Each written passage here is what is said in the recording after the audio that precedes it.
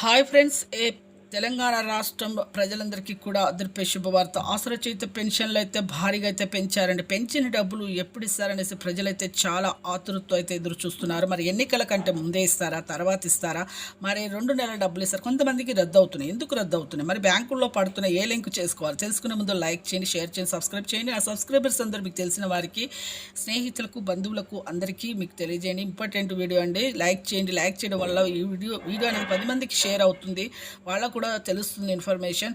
Like చేయండి మర్చిపోకుండా. అలాగే ప్రతి ఒక్కరికి కూడా, పాత వారికి, వృద్ధులకి, వితంతులకు, ఒంటరి మహిళ 4,000, వికలాంగులకి 6,000 రూపాయలు అయితే రావడం జరుగుతుంది. అలాగే ఎంపీసీ లింక్ చేసుకోండి. ఎంపీసీఐ లింక్ చేసుకోవడం వల్ల మీకు బ్యాంకులో అనేది పడడం జరుగుతుంది.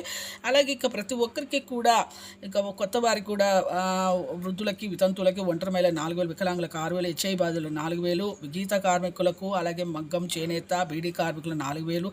అయితే బీడీ కార్మికులకు తెల్ల రేషన్ కార్డు అయితే ఉండాలి, 2 ఏళ్ళ ఎక్స్పీరియన్స్ ఉండాలి అండి, సర్టిఫికేట్స్ అయితే ఉండాలి. అలాగే మీకు 2 నెలల డబ్బులు, మార్చ్, ఏప్రిల్ డబ్బులు అయితే జూన్లో అయితే రావడం జరుగుతుంది ప్రతి ఒక్కరికి కూడా.